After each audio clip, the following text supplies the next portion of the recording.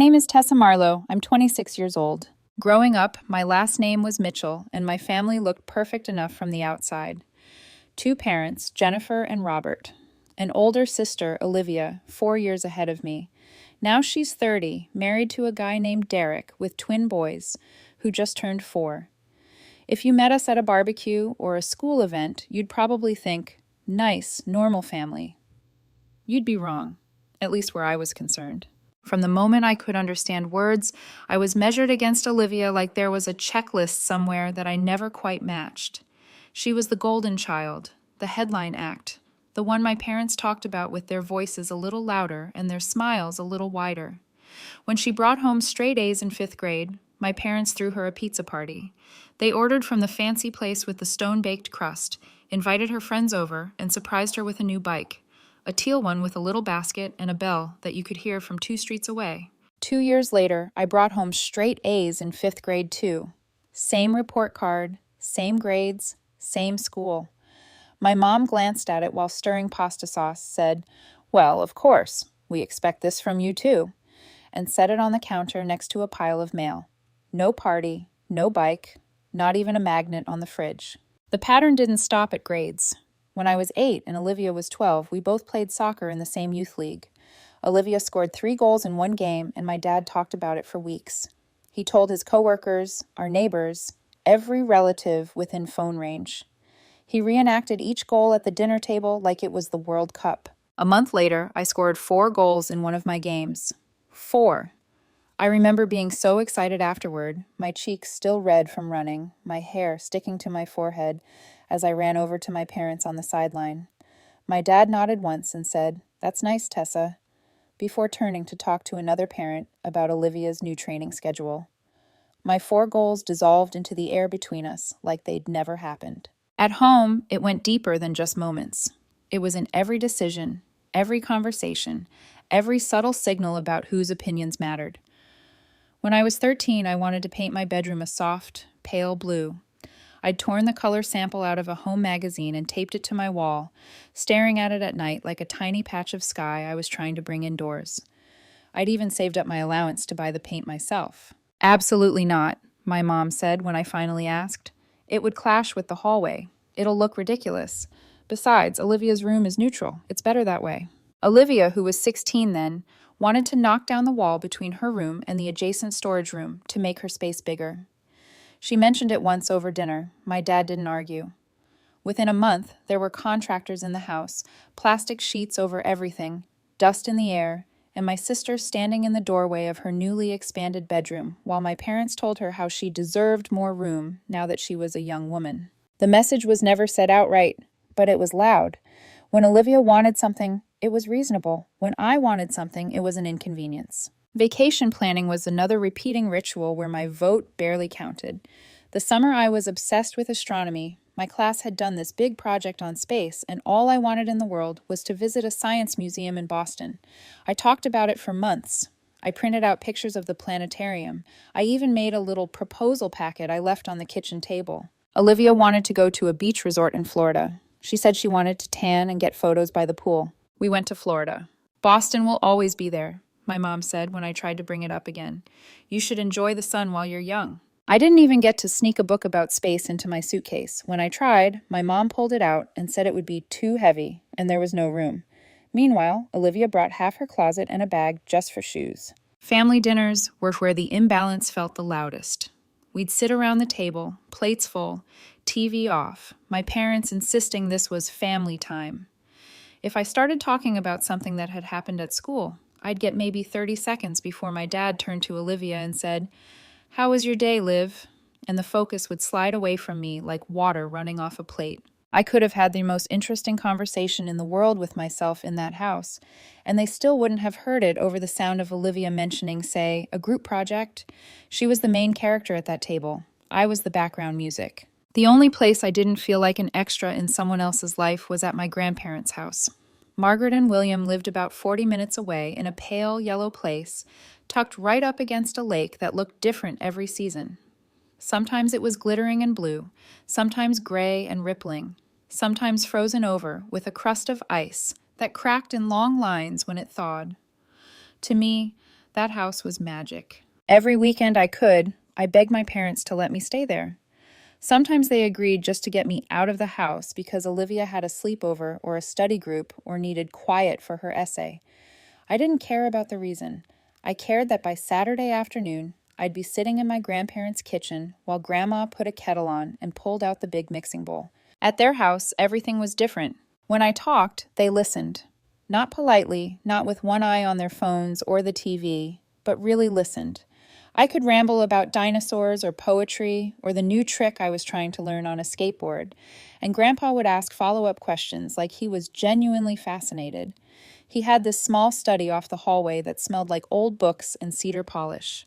He started hanging my drawings in there, at first with tape, then in actual frames. One day when I was 11, I wandered in and saw my sunset over the lake, crooked but bright, framed and hung between two of his landscape photographs. "That one," he said when he caught me staring, "is my favorite piece in the whole house."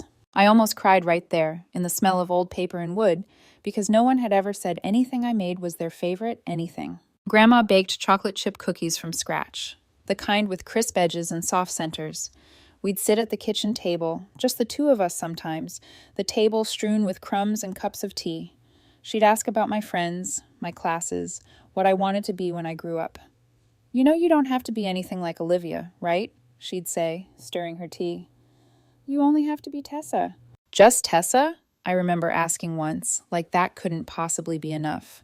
"Just Tessa," she said. "That's more than enough." At their house, I wasn't Olivia's little sister. I wasn't compared or measured. I was just myself. And for the first time, that felt like it might be worth something. When I graduated high school, I didn't assume college was automatic. I knew I'd have to work for it, and I did.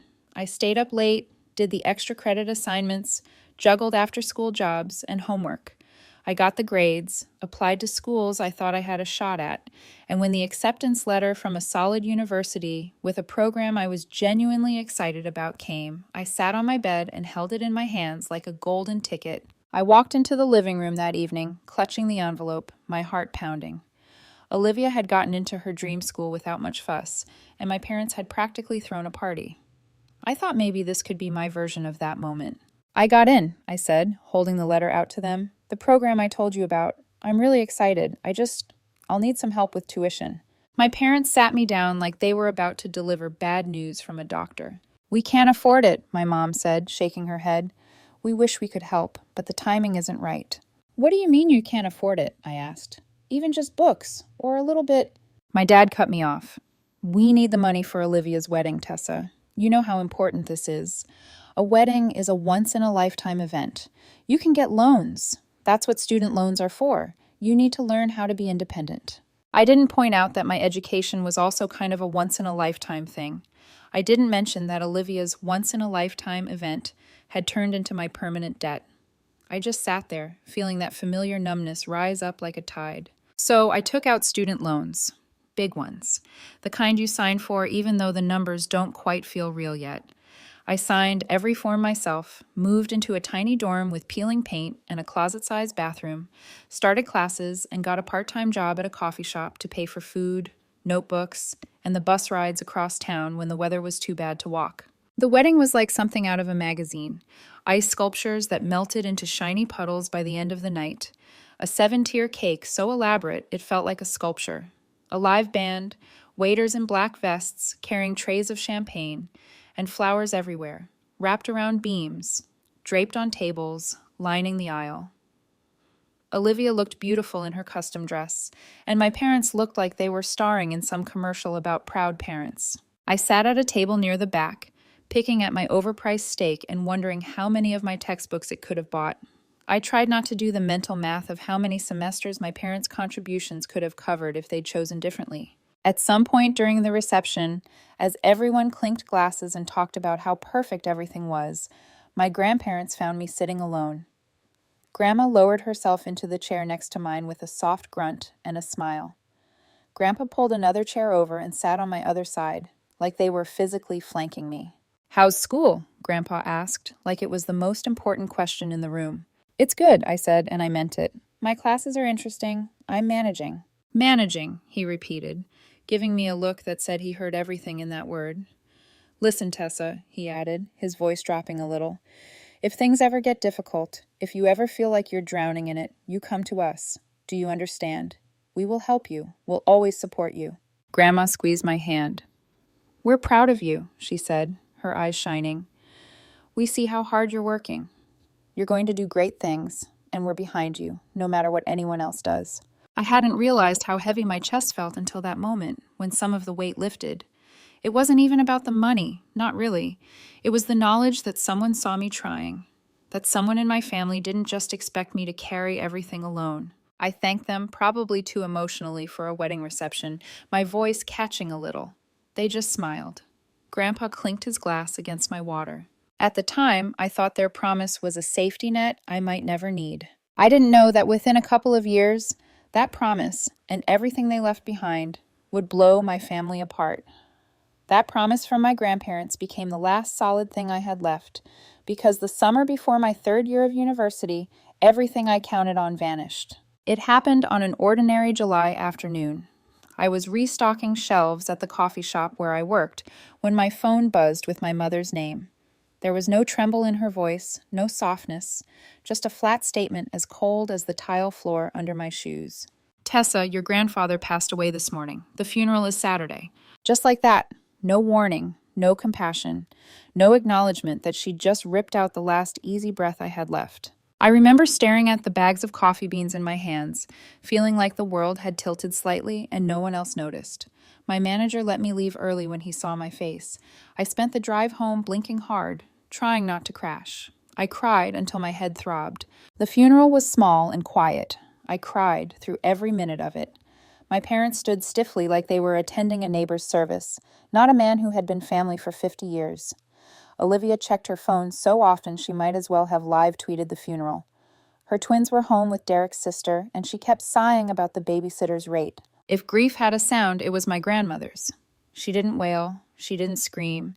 She just made this soft, broken noise every time she looked at the closed casket, a sound like something inside her was crumbling grain by grain. I spent the next month visiting the lake house every chance I got.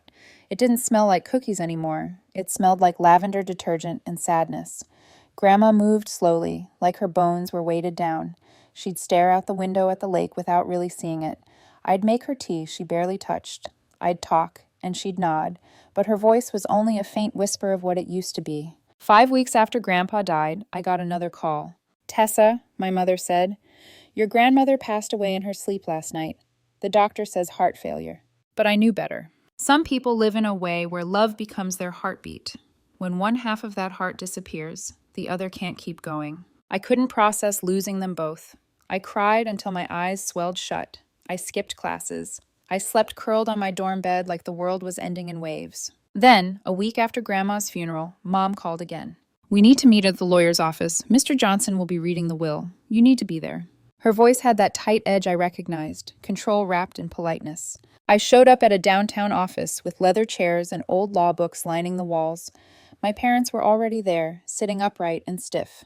Olivia looked bored, scrolling through her phone. Mr. Johnson, a gray-haired man with a calm, measured voice, invited us into his office. We sat. He opened a folder. Your grandparents have left their house at 2847 Lakeview Road to Tessa Marlowe, he read, along with $150,000 in cash. Silence. 3 full seconds of it. Then, Olivia sucked in a breath like someone had smacked her. My mom grabbed my dad's hand so tightly her knuckles turned white. My dad's jaw clenched so hard I heard his teeth grind. Me? I was frozen. My grandparents' home, their refuge, the only place I'd ever belonged, was now legally mine. And the money? I had expected nothing. Less than nothing. Mr. Johnson cleared his throat. There is a personal message from William to Jennifer Mitchell, he said, and began reading. We do not leave you or Olivia anything, as we already gave you $200,000 when you reported financial difficulties in preparing for Olivia's wedding. I felt physically punched. $200,000. My heart thudded. My parents had told me they couldn't afford to help with my education, that they needed every penny, that I should handle loans, learn independence. Meanwhile, they had taken $200,000 from my grandparents, and instead of using it wisely or saving for emergencies, they poured it into a wedding with a 7-tier cake and an ice sculpture. A wedding so extravagant, it literally cost me years of debt. My mother stood so fast, her chair scraped the floor. "I can't accept this," she snapped, slamming her hand on Mr. Johnson's desk. "This isn't fair. You can't single out Tessa like this." Mr. Johnson didn't even blink. "Mrs. Mitchell, this is an official will. The wishes of the deceased must be respected." "They must have been confused," my father argued desperately. "There is nothing to contest," Mr. Johnson replied. My parents' faces grew red, then purple, then something like panic. Olivia stared ahead, looking equal parts furious and embarrassed. I sat quietly, the world throbbing in my ears, not because of the house or the money, but because my grandparents had known. They had seen the way my parents treated me. They had seen the favoritism. They had seen the debt they shoved onto me. They had seen all of it, and they chose me. We left the office, and I thought that was the end of it. I thought, stupidly, that maybe my parents would process everything before coming to me. I was wrong. I had barely stepped toward my car when my mother called out behind me. "Tessa, wait, just a minute." She had a syrupy tone I'd never heard from her. Sweet, soft, almost warm. Almost. "Why don't we talk?" she said, smiling a smile that didn't reach her eyes. "Just us. Maybe grab coffee?" A tiny part of me, the part that hadn't given up entirely on the idea of parents, told me to give them a chance. So I agreed. We walked to a cafe next door, one of those overpriced places with tiny tables and soft jazz music. We sat. My mother leaned forward. "I know a realtor," she said immediately. "Someone very good. She could sell the lake house for a wonderful price. The market is hot right now." My dad nodded. "Maintaining a house is expensive, Tessa. Expensive, Tessa. Property taxes, upkeep. You're young. You can't handle all that." Olivia chimed in. "Selling it is smarter. You'll regret hanging on to it." Then my mother reached across the table and took my hand. She leaned in close, voice dripping honey.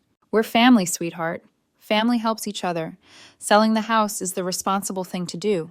We could all benefit. It's time to be practical." I stared at her hand. I thought of all the times she'd ignored me. The time she'd chosen Olivia's wants over my needs, the $200,000 they hid from me, every framed drawing in Grandpa's study, every cookie in Grandma's kitchen, every moment they were my true family while my parents weren't. I pulled my hand away.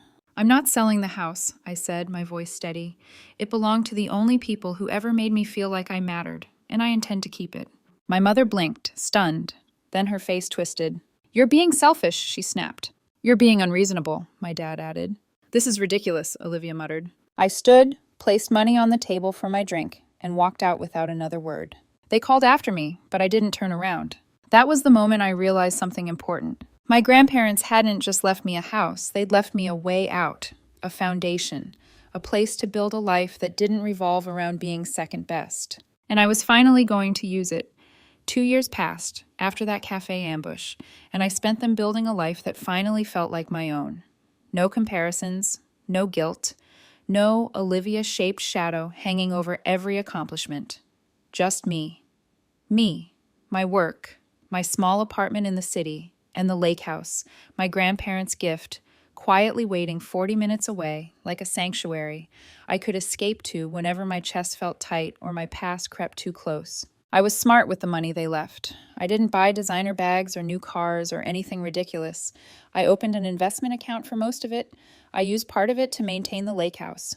Property taxes, roof repairs, plumbing updates, and the rest?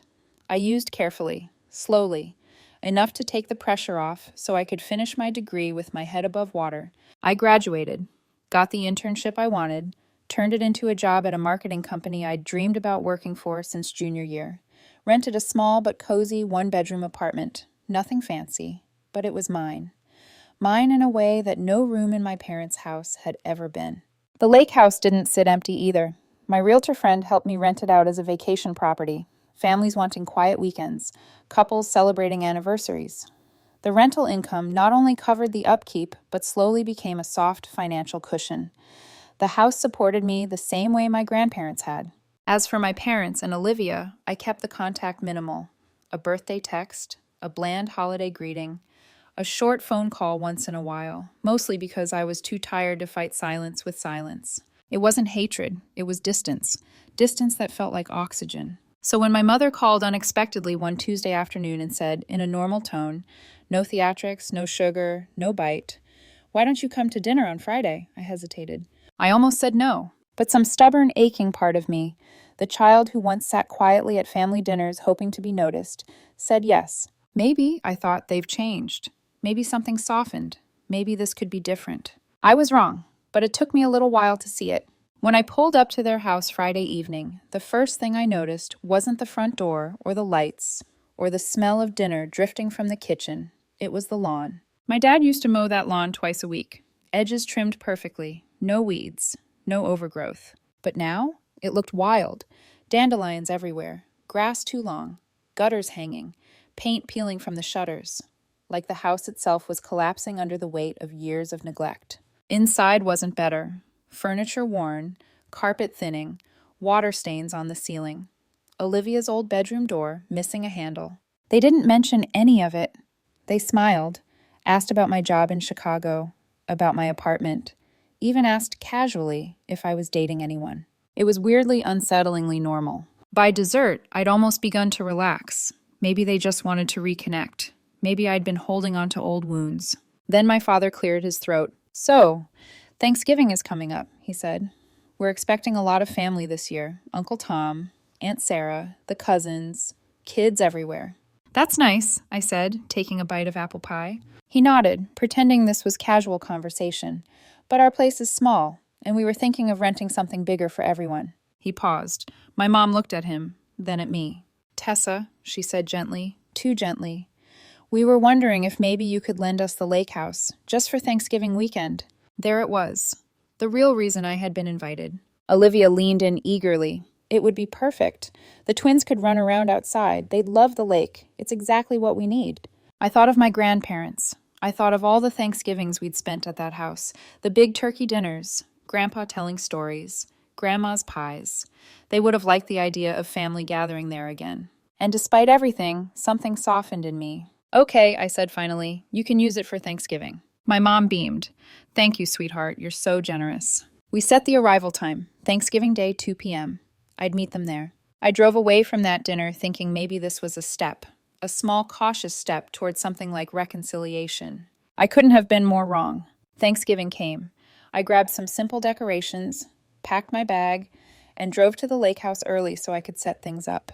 Make it warm, make it festive, make it feel like the family gatherings my grandparents would have wanted. I pulled into the driveway at 1:30. The first sign something was wrong was the trash bin overflowing on the porch. The second was the sound of laughter coming from inside. I unlocked the door. The smell hit me first. Food, alcohol, smoke. Then I saw the dining room. Dirty plates stacked sky high, wine glasses everywhere, food stains dripping down the tablecloth, cigarette burns on my wooden dining table, my grandparents' table.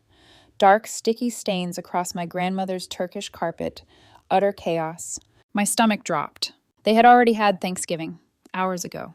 Without me. I heard their voices in the living room and walked quietly down the hall, stopping just before the doorway. They were lounging like kings and queens on a throne they didn't own. My mom laughed, holding a drink. "It's a good thing Tessa wasn't here. She's not needed anyway. This house is really ours."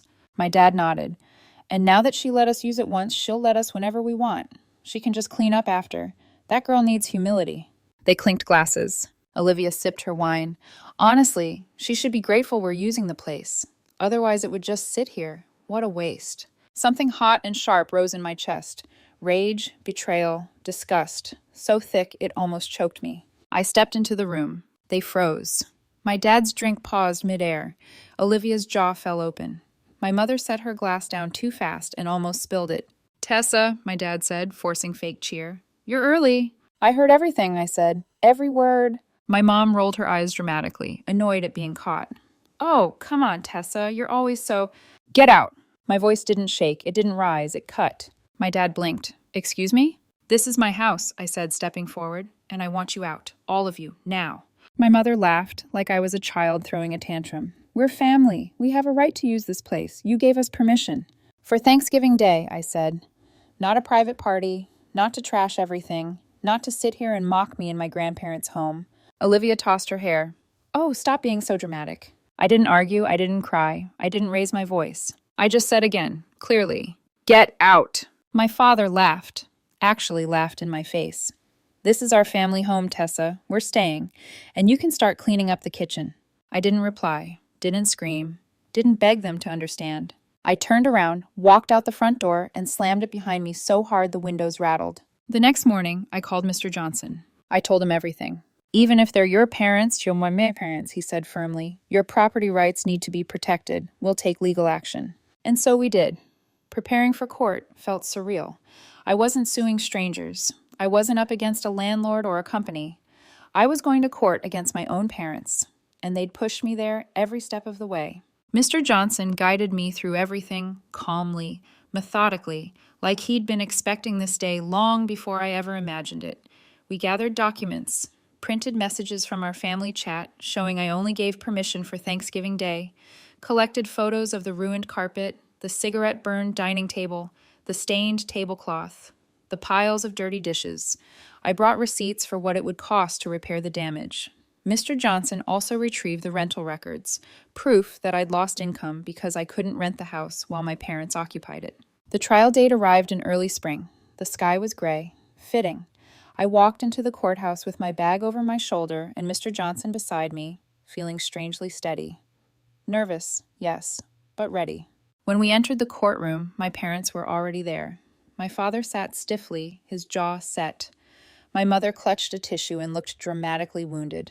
Olivia sat behind them, arms crossed, glaring at me like I'd committed some deep betrayal instead of enforcing basic boundaries.